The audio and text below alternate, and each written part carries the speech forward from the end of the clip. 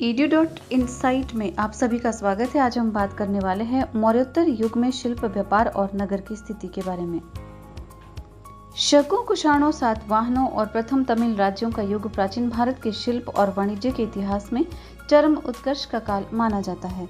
इस काल में कलाओं और शिल्पों का विलक्षण विकास हुआ। मौर्य पूर्व काल के दीर्घ निकाय में लगभग 24 प्रकार के व्यवसायों का उल्लेख मिलता है, तो इसी काल के महावस्तु में राजगीर में रहने वाले 36 प्रकार के व्यवसायियों का उल्लेख है और फिर भी सूची अधूरी है। मिलिंद पन्नों या मिलिंद प्रश्न में तो 75 व्यवसाय गिनाए गए हैं, जिनमें 60 विविध प्रकार के शिल्पों से संबंध है। साहित्यिक स्रोतों में तो शिल्पियों को अधिकतर नगरों से जोड़ा गया है, किंतु कुछ उत्खननों से प्रकट होता है कि वे गांव में भी बसते थे।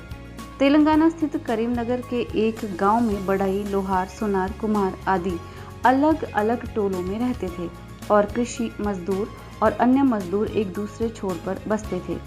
8 शिल्पी सोना, चांदी, सीसा, टिन, तांबा, पीतल, लोहा और रत्न के काम करते थे। पीतल, जस्ते, एंटीमनी और लाल आर्सेनिक के कई प्रभेदों का उल्लेख मिलता है।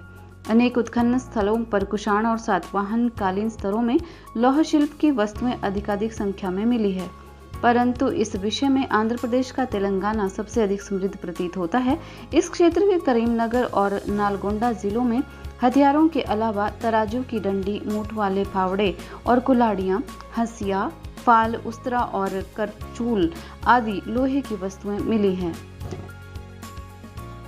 छुरी, कांटे सहित भारतीय लोहे और इस्पात का निर्यात अबिसिनियाई बंदरगाहों को किया जाता था और पश्चिम एशिया में उनकी भारी प्रतिष्ठा थी। कपड़ा बनाने, रेशम बुनने और अस्त्रों एवं विलास की वस्तुओं के निर्माण में भी प्रगति हुई। मथुरा शाटक नामक एक विशेष प्रकार के वस्त्र के निर्माण का एक बड़ा केंद्र हो गया था। दक्षिण भारत के कई नगरों में रंगरेजी एक उन्नत शिल्प था। तमिलनाडु में तिरुचिरापल्ली नगर के उपांतपर्ती उरेऊर में ईंटों का बना एक रंगाई का हौज मिला है। अरिकामेडु में भी इसी प्रकार के हौज मिले हैं। ये हौज ईसा की पहली से तीसरी सदियों के हैं। विलास की वस्तुओं का उत्पादन करने वाले शिल्पों में हाथीदांत का काम, शीशे का काम और मणिमाणिक्य बनाने का काम उल्लेखनीय है। भारत ने शीशा ढालने की जानकारी ईसा सन के आरंभ में आकर प्राप्त की है और इसे चोटी पर पहुंचाया। मौर्योत्तर स्तरों में रत्न तुल्य पत्थरों के मनके या मणियां बड़ी संख्या में मिली हैं। इन्हीं स्तरों के शंख के बने मनके और कंगन भी पाए गए हैं। सिक्कों की ढलाई एक महत्वपूर्ण शिल्प थी और ये काल सोने, चांदी, कांसे, शीशे और पोटीन के तरह तरह के सिक्के बनाने के लिए मशहूर है।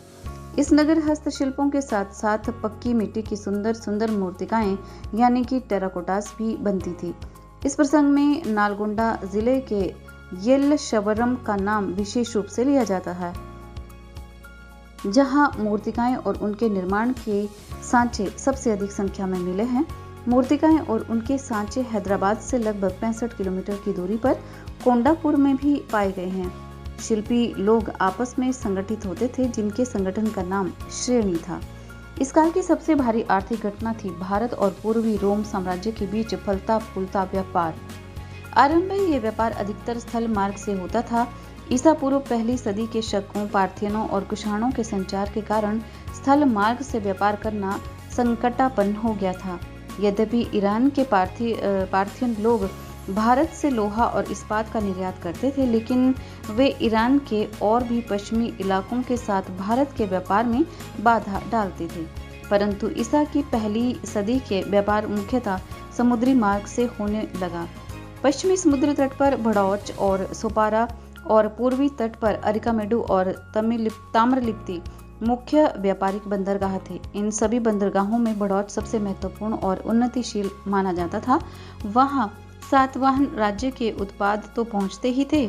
शक और कुषाण लोग पश्चिमोत्तर सीमा प्रांत से पश्चिमी समुद्र तट तक 2 मार्गों से जो है वो व्यापार करते थे। ये दोनों मार्ग तक्षशिला में मिलते थे और मध्य एशिया से गुजरने वाले रेशम मार्ग से भी जुड़े थे।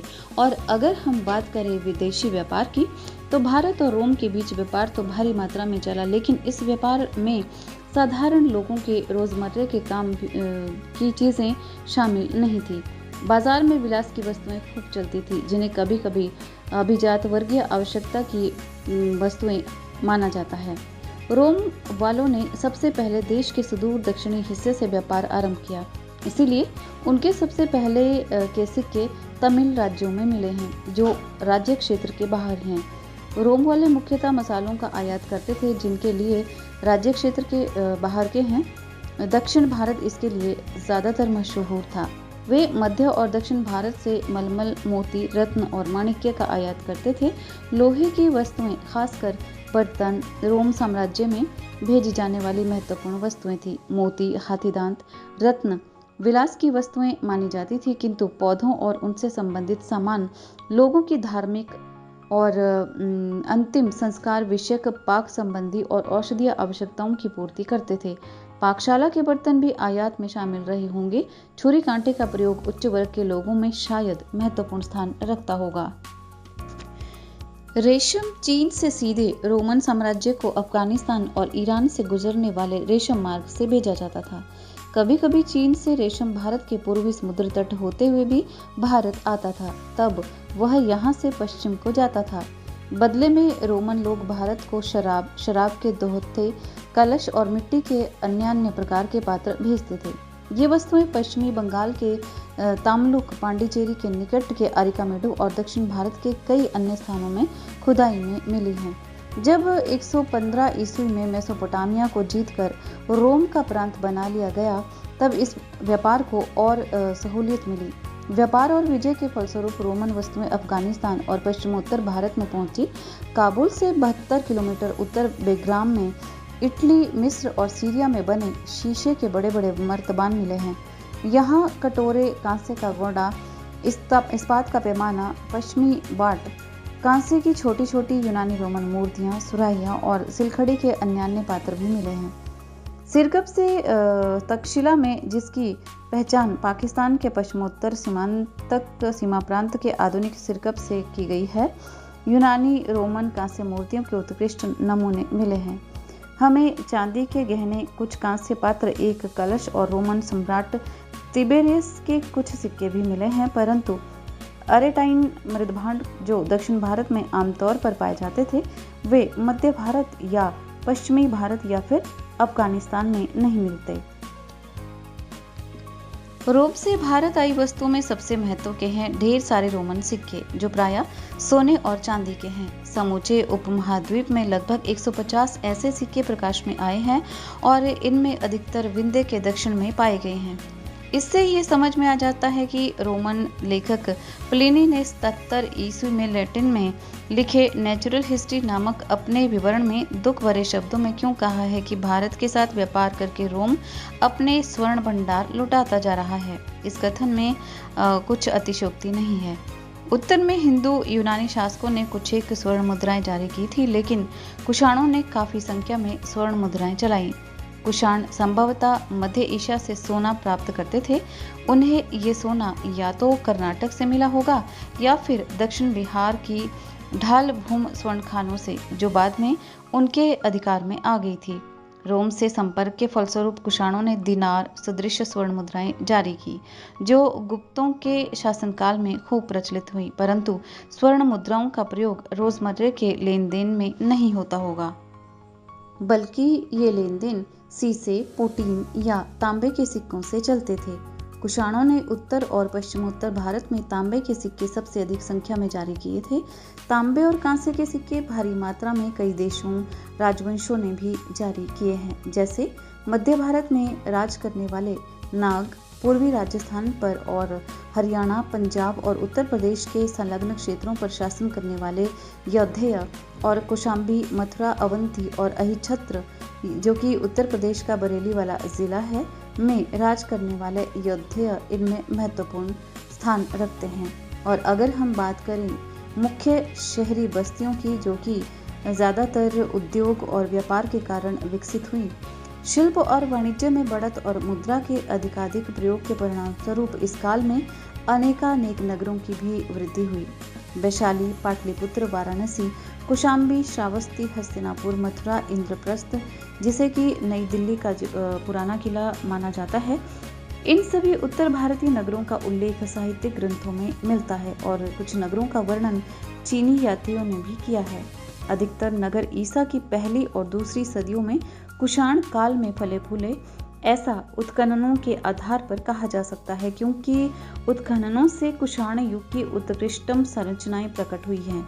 इनसे ये भी प्रकट होता है कि बिहार के कई स्थल जैसे कि चिरांद, सोनपुर और बक्सर आदि और पूर्वी उत्तर प्रदेश के कई स्थल जैसे कि खेराडीह और मसून कुषाण काल में बहुत ज़्यादा समृद्ध थे।